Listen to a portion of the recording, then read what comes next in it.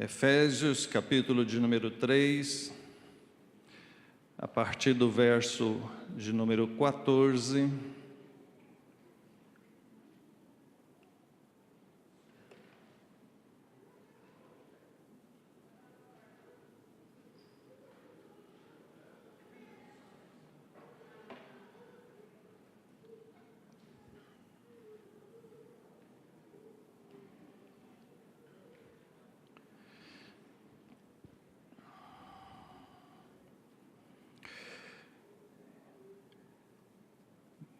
Efésios capítulo 3, o verso 14. Por esta razão, eu me ponho de joelhos diante do Pai. Amém. Mantenha a sua Bíblia aberta e nós iremos meditar nessa porção da palavra do Senhor. E eu gostaria que nós iniciássemos orando mais uma vez. Já oramos tantas vezes nesse culto e é um perigo muito grande de você, porventura, achar que está orando demais. Já oramos no início, orou depois, orou para as crianças, agora ora pela palavra. Nós vamos falar hoje sobre oração. Esse texto menciona sobre isso. Então vamos iniciar dessa maneira, orando a Deus.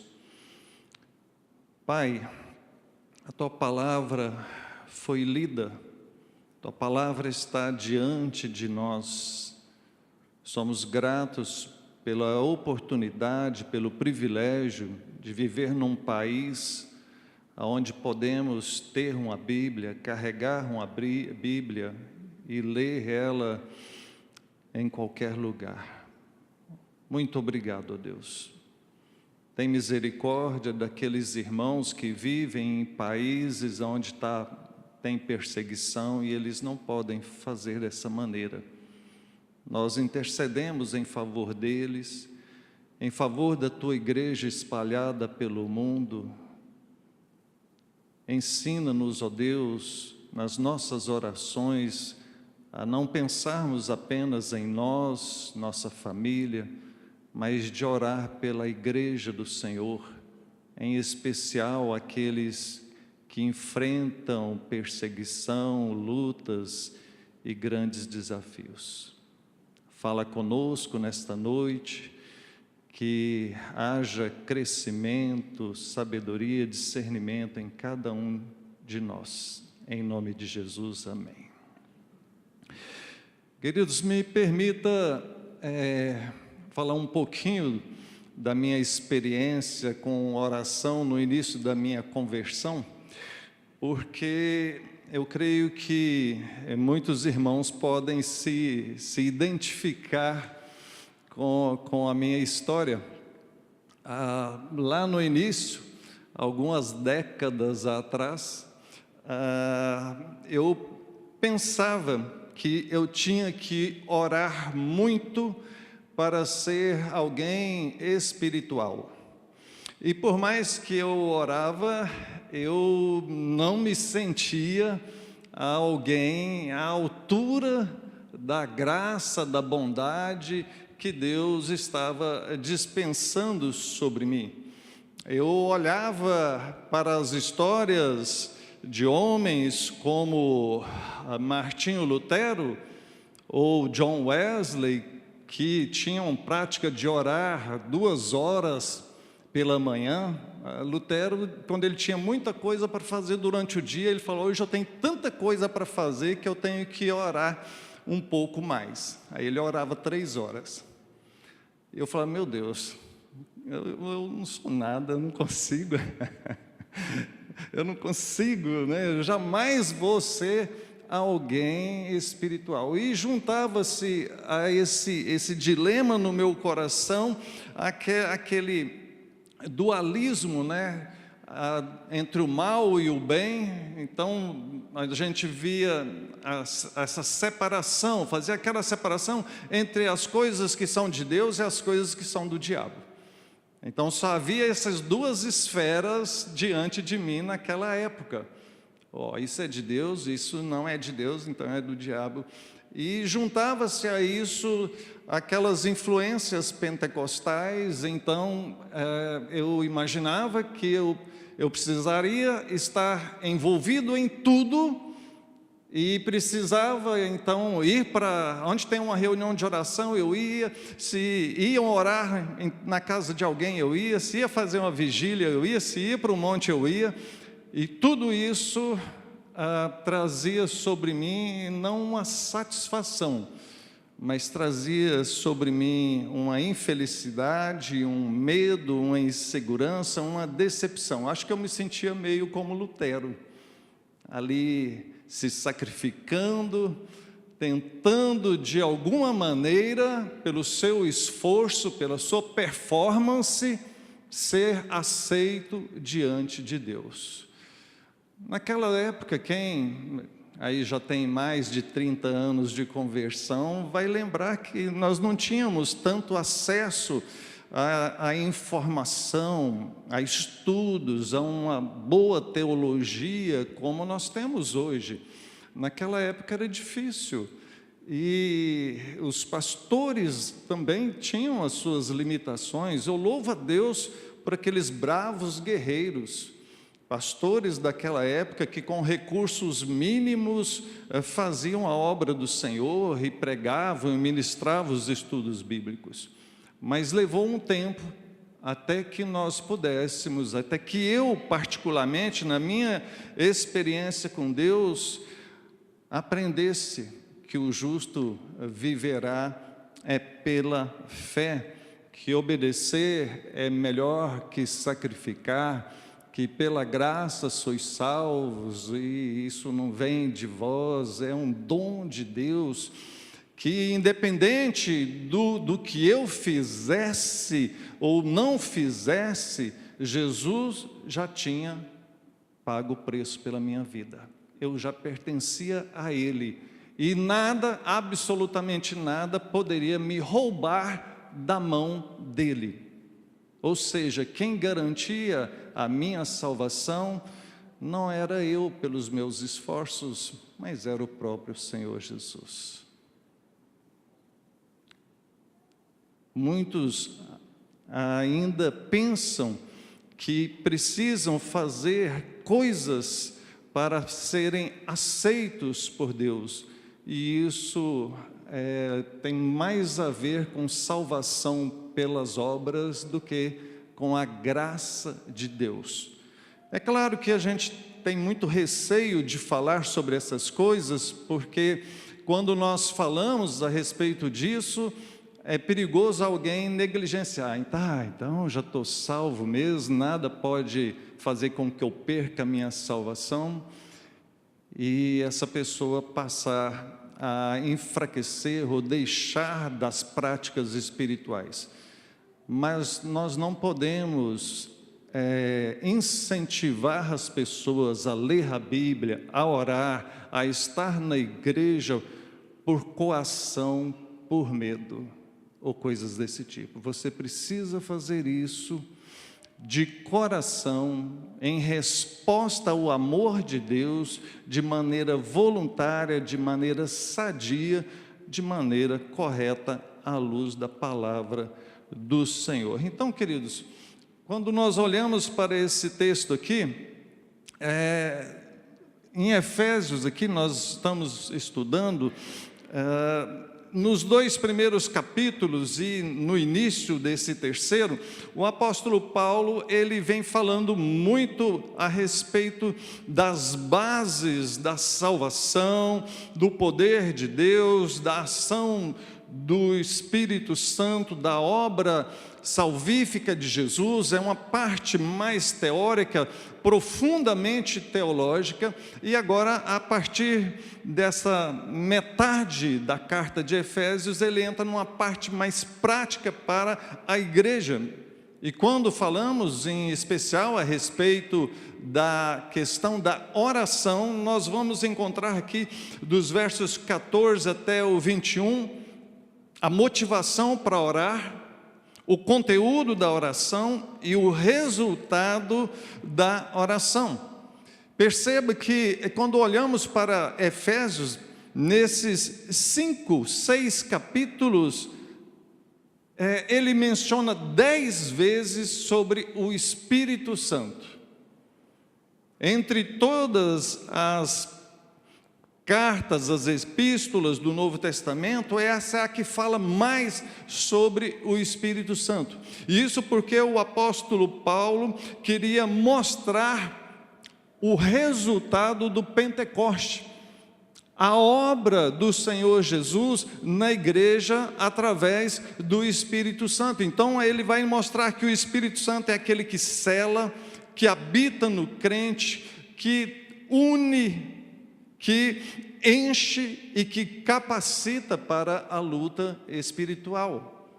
É fantástico quando nós olhamos aqui a ação do Espírito Santo nessa perspectiva do livro de Efésios. Então, por que nós oramos? Quais são as motivações suas para orar?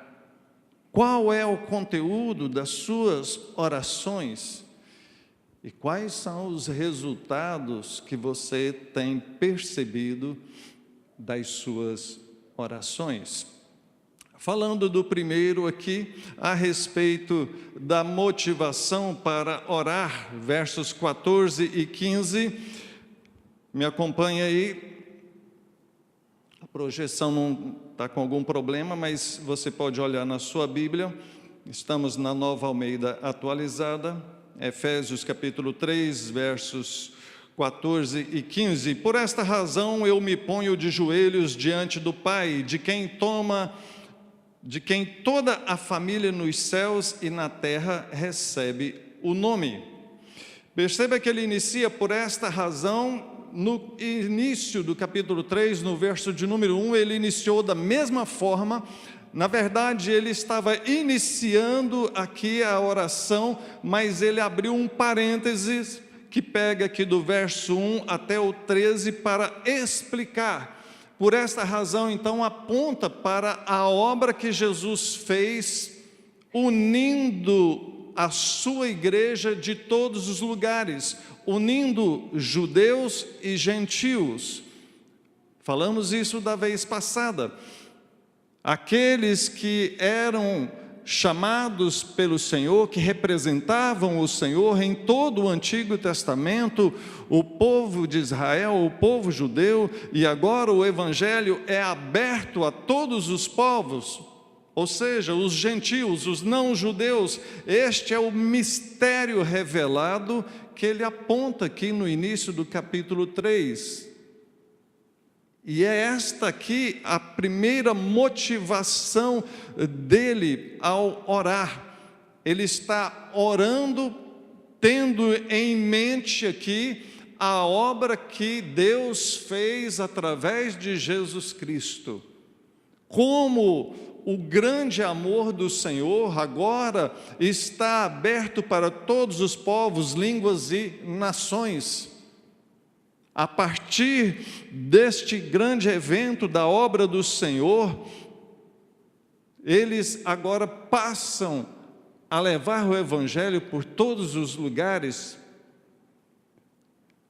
E nós observamos ainda mais quando ele diz que se coloca de joelhos, ao passo que o judeu costumava orar de pé, ele aqui se coloca de joelho, numa atitude de humildade e reverência.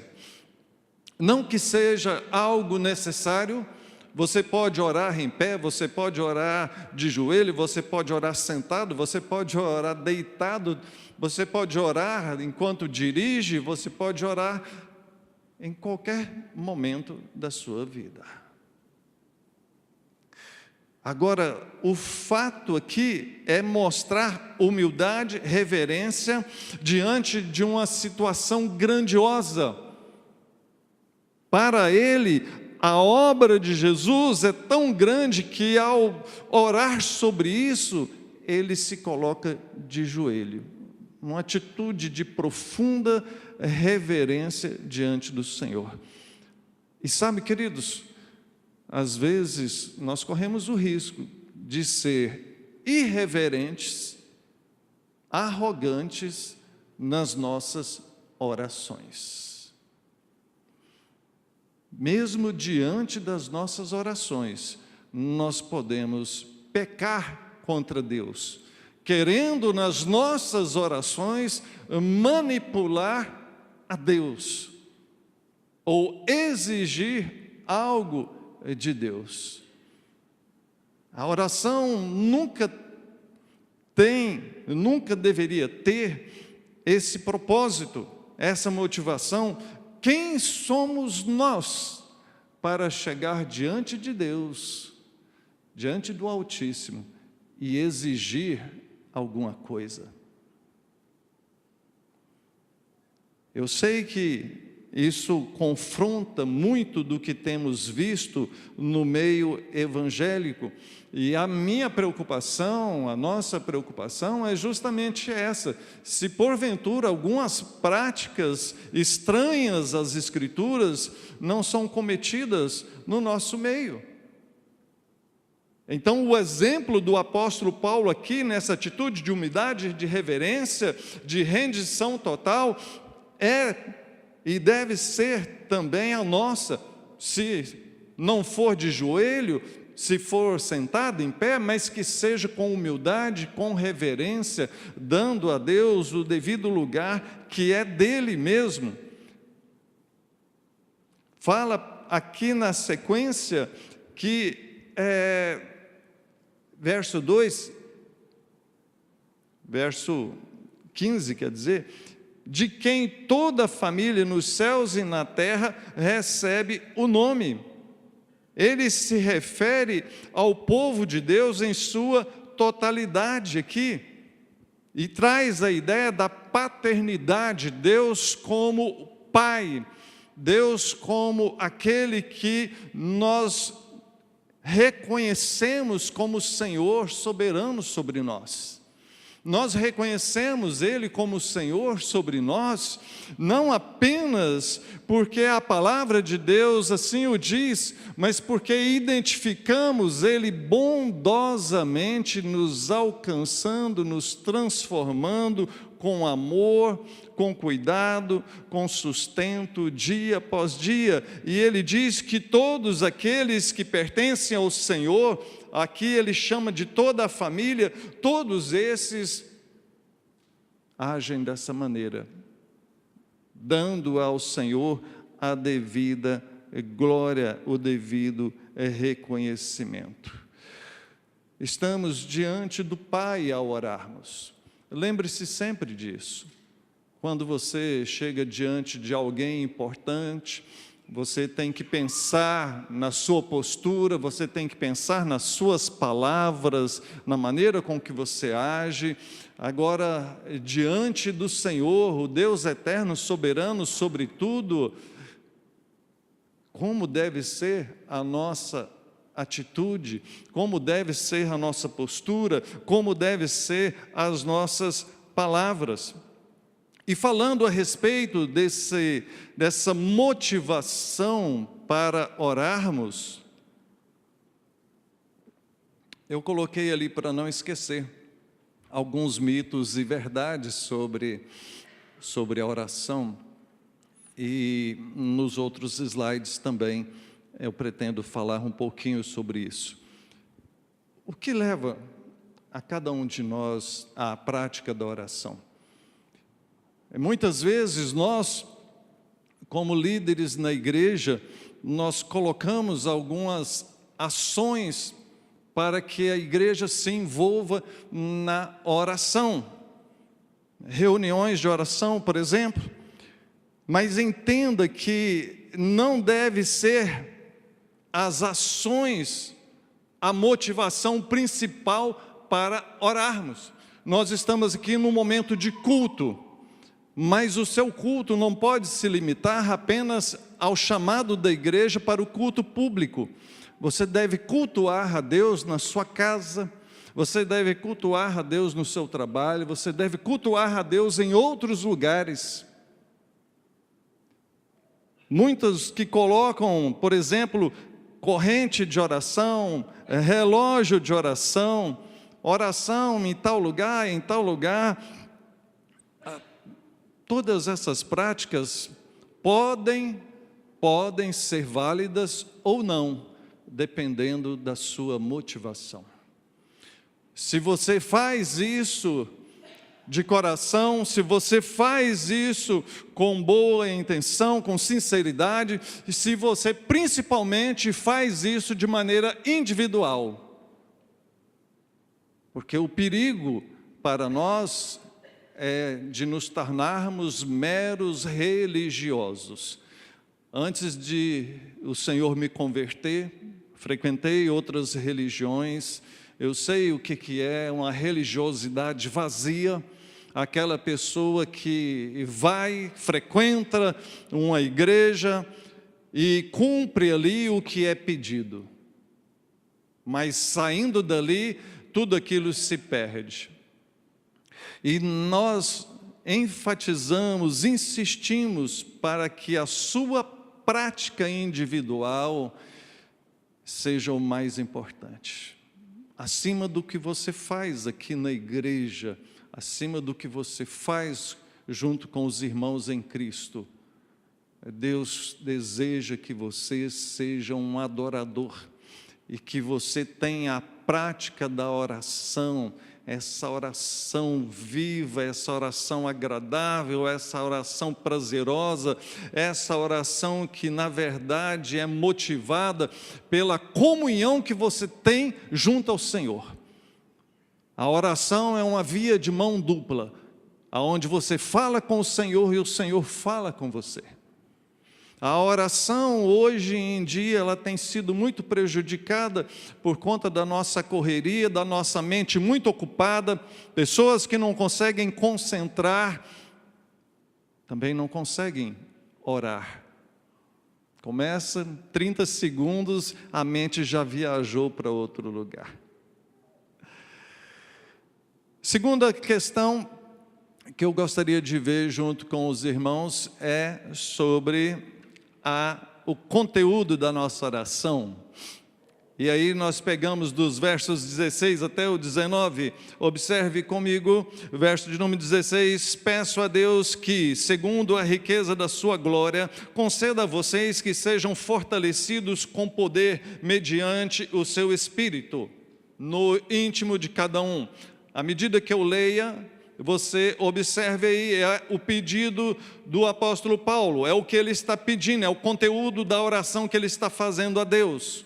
Verso de número 17, e assim pela fé que Cristo habite no coração de vocês, estando vocês enraizados e alicerçados em amor, isto para que com todos os santos, vocês possam compreender qual é a largura, o comprimento, a altura e a profundidade, e conhecer o amor de Cristo que excede todo o entendimento, para que vocês fiquem cheios de toda a plenitude de Deus.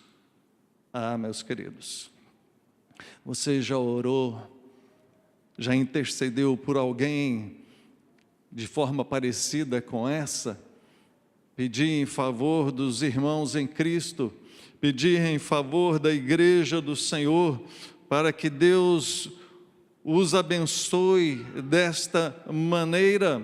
Observe verso de número 16, peço a Deus que segundo essa riqueza da sua glória, conceda a vocês que sejam fortalecidos com poder mediante o seu Espírito.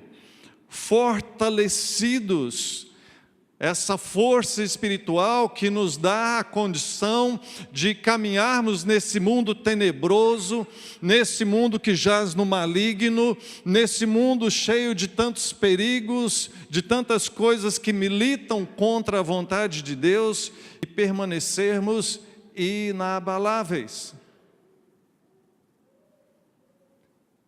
Nós precisamos desse poder, e nos faz lembrar lá de Atos, mas recebereis poder ao vir sobre vós o Espírito Santo, E aqui ele fala, fortalecidos com poder mediante o Espírito Santo, o Espírito do Senhor, no íntimo, no interior de cada um.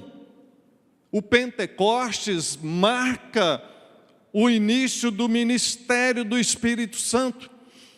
Jesus veio, ficou com seus discípulos e próximo à sua partida, ele disse: olha, eu não deixarei vocês sozinhos, eu não deixarei vocês órfãos, eu enviarei outro Consolador, o Espírito da promessa, ele estará com vocês.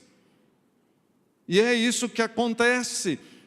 Jesus, depois de voltar aos céus, e lá permanece à direita de Deus Pai, e orando, intercedendo por nós, o Espírito vem, e agora é Ele quem está agindo, e a Bíblia vai mostrar que Ele habita em nós. Nós somos templo do Espírito Santo. É Ele quem pega a obra de Cristo e aplica em nós, nos convencendo do pecado, do juízo e da justiça. Então, quando fala aqui de poder do Espírito Santo, é um pouco diferente do que algumas igrejas pregam por aí. É poder para viver em fidelidade com o Senhor.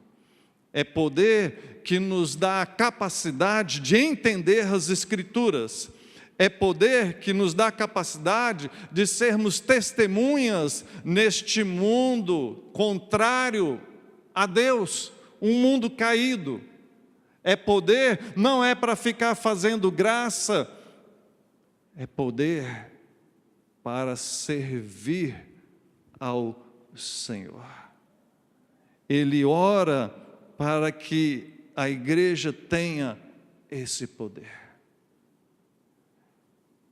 Nós precisamos orar uns pelos outros, para que o Espírito Santo que habita em nós, nos encha, que ele traz essa figura, essa metáfora. Aliás, esse texto aqui de Efésios é cheio de metáforas, eu não mencionei, mas ele traz tantas metáforas aqui para nós, e quando pensamos nisso, é justamente essa ideia de sermos cheios e capacitados para fazer a obra do Senhor, queridos. Ele prossegue aqui, observe o verso de número 17, e assim pela fé Cristo habite no coração de vocês, estando vocês enraizados, alicerçados em amor. Traz para nós essa ideia da habitação do Espírito Santo em nós, que é justamente aquele prometido pelo Senhor. Então o Senhor habita em nós na pessoa do Espírito Santo, e é Ele quem traz esse alicerce fundamentado no amor. O amor que o Senhor nos ensinou, o Senhor que nos amou acima de todas as coisas, e agora nós precisamos também demonstrar esse amor de igual forma. O Senhor que de tal maneira nos amou ao ponto de dar o seu Filho, nós agora também aprendemos a amar com o Senhor e fazemos isso. Ele prossegue aqui, verso de número 18, isto para que com todos os santos vocês possam compreender a largura, comprimento, altura e profundidade. Ele traz aqui para nós uma dimensão da compreensão. Como eu falei lá no início, eu levei um bom tempo para compreender o básico do meu relacionamento com o Senhor. E como pastores a gente observa isso na caminhada de cada um. Como alguns às vezes aprendem rápido e outros levam tempo, não é algo automático. O Senhor converteu e pronto, eu já sei tudo. Nós somos chamados aqui a ler, a meditar a crescer, a experimentar, a vivenciar todas as dimensões desta caminhada cristã. E eu gosto muito dessa figura que ele traz aqui no verso de número 18, porque igual tem uma turma aqui da engenharia, das exatas, né? Ah, que saudade que eu tenho da área de matemática. Aqueles que não gostam, né? Eu amo matemática. Então, quando ele traz essa ideia tridimensional ou quadridimensional aqui para nós, né? Juntando um pouco aqui do teorema de Pitágoras, da propriedade das derivadas, ou coisas desse tipo, a lei de Arquimedes. Se você pensar aqui no desenho mecânico, né, de uma figura que tem a largura, o comprimento, a altura e profundidade, ele usa essa metáfora para poder dar o entendimento de que nós precisamos abranger todo o conhecimento do ser de Deus, da obra que Ele fez por nós, para que nós pudéssemos viver com Ele, desfrutar dEle, né, como diz no nosso catecismo, desfrutar do Senhor eternamente, mas não apenas desfrutar, também servir ao Senhor. E se me permitem, sem fazer alegoria, mas juntando aqui um pouco da poesia, da matemática e da teologia, quando ele fala da largura, nós podemos pensar em quão abrangente é o amor de Cristo, que abraça tanto os judeus como os gentios e todos os povos. Quando pensamos no cumprimento, podemos pensar na duração histórica, desde a eternidade, de eternidade a eternidade vai o Senhor, o amor do Senhor. Quando pensamos na altura, podemos pensar em quão elevado é a glória celestial. E quando pensamos na profundidade, pensamos no grande sacrifício que Ele fez, descendo dos céus até nós para nos salvar. E a respeito do conteúdo das nossas orações, também tem tantos mitos, tantos chavões que são usados, e eu me lembro que lá no início, né, eu ficava pensando, nossa, eu gostaria de orar como tal pessoa, e às vezes nós pensamos coisas desse tipo, orações que às vezes são tão repetitivas, e sem falar naquelas campanhas, olha, você vai orar o Salmo 91. Vai fazer isso durante 40 dias. Durante 40 dias, você lê o Salmo de número 91 numa forma de oração. Poxa, queridos, isso não é oração. Isso não é diálogo com o Pai. Isso não é vida junto ao Senhor. Isso é misticismo cristão. Então, nós temos que olhar para a oração como algo sincero, profundo, de um relacionamento vivo com o nosso Deus. E o mesmo vale para a prática do jejum, porque muitos usam do jejum como uma moeda de troca. Vou jejuar para que o Senhor me conceda tal coisa, para que o Senhor faça tal coisa, como se Deus fosse um sádico, um rei sádico que se agrada do sofrimento, ou como fazem aqueles ascéticos que ficam se chicoteando para de alguma forma despertar o interesse, o olhar de Deus para eles. Jejum é uma atitude de arrependimento. Jejum é uma prática bíblica e você deve fazê-lo, mas com o sentido de unir o jejum a oração, a leitura bíblica, para buscar comunhão com o Senhor.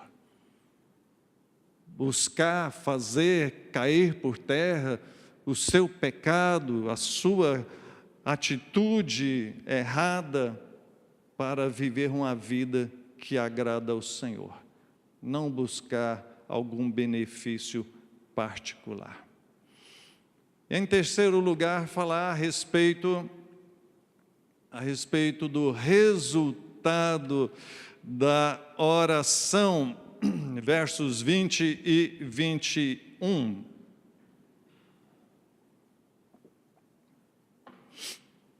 Ora, àquele que é poderoso para fazer infinitamente mais do que tudo o que pedimos ou pensamos, conforme o seu poder que opera em nós, a Ele seja a glória na Igreja e em Cristo Jesus, por todas as gerações, para todos sempre.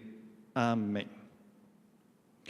Ele, se você observar, ele tem uma profunda confiança no poder de Deus. Ele menciona que Ele é poderoso para fazer infinitamente mais do que pedimos ou até mesmo do que pensamos. É claro que nós não podemos levar isso para o lado oposto. Há alguns que já divulgaram a ideia no meio evangélico de que você não pode repetir a mesma petição a Deus, porque seria falta de fé. Então, se você pediu, Senhor, me cura dessa dor de cabeça.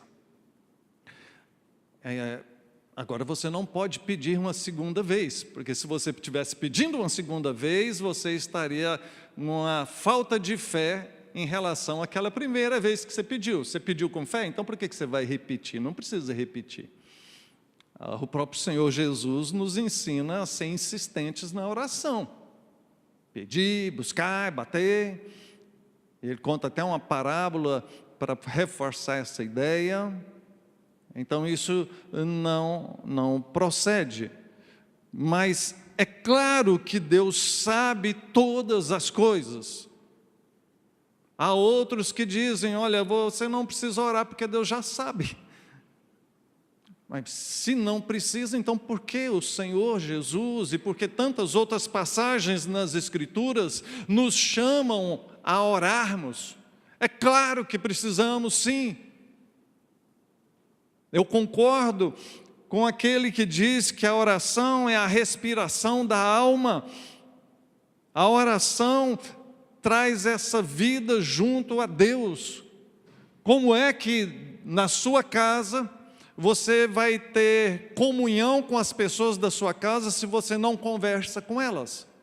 Se você parece um estranho no ninho? A intimidade do Senhor esse termo traz essa ideia de que somos bem próximos. E embora Deus saiba tudo que nós iremos pedir, tudo que nós necessitamos, Ele se agrada que nós falemos, que nós venhamos a pedir. Orar requer de nós algumas atitudes que são muito importantes para a nossa espiritualidade. Quando você ora, você está mostrando que você não é suficiente, que você precisa que Deus faça algo. Nós oramos porque nós precisamos. Nós oramos porque dependemos dEle. Isso também nos coloca no nosso devido lugar. Nós somos pequenos, nós somos frágeis, nós somos finitos. E Deus é o Senhor Todo-Poderoso. Então, ao orarmos, nos colocamos no nosso devido lugar, como aqueles que são pequenos diante de Deus, que é grande. poderoso e pode fazer por nós. Então, claro, Deus se agrada que nós oremos, porque é uma atitude de reverência, de humildade, de dependência dEle. Perceba que ele menciona que a glória é dada ao Senhor. Verso de número 21, a Ele seja a glória na igreja e em Cristo Jesus por todas as gerações. A oração precisa redundar em glória a Deus. O resultado da oração precisa ser algo que vai glorificar a Deus. Às vezes nos perguntamos, será que isso é da vontade de Deus ou não? Aquilo que você está pensando em fazer, a decisão que você precisa tomar, será que isso é da vontade de Deus ou não? Um bom indicador que se é da vontade de Deus ou não, é se aquilo vai redundar em glórias a Deus. Se não for, não faça. Se for para glorificar a Deus, então dê continuidade. Porque o objetivo de tudo aquilo que nós deveríamos fazer é para glorificar a Deus. Afinal, somos adoradores que procuram adorar a Deus em espírito e em verdade. Ora, o que vem a ser isso? Vem ser aqueles que fazem tudo para a glória de Deus. Esses são os adoradores, os que dão a devida glória ao Senhor. Aqueles que procuram viver de maneira com que tudo que eles façam sirva para louvor, para a glória do Senhor. Então, antes de buscarmos um resultado prático, um resultado que seja para a nossa mera conveniência, nós precisamos ter em mente a glória do Senhor. Agora entenda que Deus é glorificado também nas nossas questões particulares. Deus é glorificado quando você recebe uma graça, quando você consegue crescer na sua profissão, nos seus relacionamentos. Deus pode ser glorificado em tudo isso. Render glória a Deus, Deus ser glorificado, não significa só das questões da igreja e das missões, mas na nossa vida como um todo. O objetivo para nós é glorificarmos a Deus em tudo aquilo que fazemos. Estamos em mês de férias, você vai viajar, você vai passear. Esse passeio pode glorificar a Deus ou não? Claro que pode. Se você fizer isso de uma maneira correta, sadia, certamente você estará glorificando a Deus.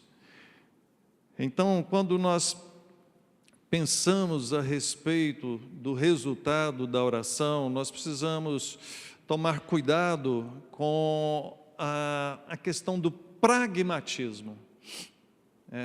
Aqui vem a questão desses mitos e verdades de volta. Muitos no meio cristão identificam que a oração foi boa se deu certo. Ou seja, você orou pedindo uma coisa e aí aquilo aconteceu. Então Deus respondeu. Deu certo do jeito que eu orei. Eu orei e Deus respondeu daquele jeito. Me vem na mente aqui algumas coisas engraçadas, mas eu não vou falar, não. Mas eu creio que você já presenciou algumas coisas desse jeito. Sabe, queridos, esse é o perigo. Será que Deus ouve toda a oração? Nós observamos no início do culto, lá no Salmo, que não. Há orações que Deus rejeita, orações de pessoas que estão pedindo algo por mera vaidade, para usar para suas próprias vaidades, né? Pediste e receber e não recebeste porque pediu mal. para esbanjar nas próprias deleites e vaidades. Agora, aquele que está fiel a Deus, vive na presença do Senhor, certamente Deus responde. Agora, nem sempre a resposta é como nós gostaríamos, porque Deus responde segundo o plano eterno dele para nós. Eu já falei isso aqui de outras vezes.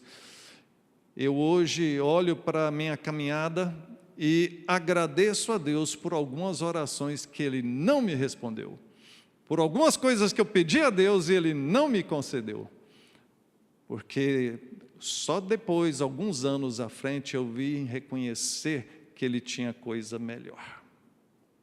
E quero encerrar, queridos, com uma aplicação final para nós. A conclusão, né, primeiro, a motivação para orar, o conteúdo da nossa oração e o resultado da nossa oração. Se você prestou atenção, se você analisar com cuidado aqui essa passagem dos versos 14 até o 21, você vai ver uma oração trinitária, você vai ver a Trindade em ação aqui. Você vai ver que é uma oração feita no Espírito. É o Espírito Santo que capacita, que dá direção. É no Espírito que a oração começa. Ele desperta em nós o desejo de orar. Ele fortalece a nossa fé e Ele nos conduz a pedir segundo a vontade do Pai. A oração é na mediação de Cristo, por isso nós sempre encerramos em nome de Jesus, ou seja, Ele é o mediador, é por Cristo que nós podemos chegar diante de Deus e pedir, e Deus nos ouve pelos méritos de Cristo, e a oração é sempre apontada para o Pai é o destino das nossas orações, e é Ele quem nos responde, e por isso nós precisamos pedir segundo a vontade do Pai revelada nas Escrituras. E agora sim, uma palavra final para cada um de nós. Eu comecei falando da minha experiência a respeito de oração, e como que eu me sentia tão distante do Senhor, mesmo envolvido nas práticas da igreja, e eu só fui trazer paz ao meu coração quando eu descobri o amor, a graça do Senhor que me escolheu, que me sustenta. Quando eu fui descobrir que é tão bom estar na igreja junto com os irmãos, mas não é isso que garante o meu relacionamento, a minha intimidade com Deus. Quando a Bíblia fala de orar em todo tempo, é essa vida de oração, que não depende do que a igreja põe para você, é você em todo lugar e em todo momento, sempre com o Espírito Santo que está presente em você, você está falando com o Senhor, e o Senhor falando com você, ministrando ao seu coração. Então ore, pois todo filho deve ter comunhão com o Pai, mas faça isso com prazer, com sinceridade, faça de forma contínua, até que se torne algo natural, algo que reflita o seu relacionamento com o Pai. Que Deus nos abençoe. Vamos encerrar tendo um momento de cântico. Eu quero pedir aos irmãos do louvor que venham nos conduzir num cântico final. E já nos preparando para receber a bênção de Deus.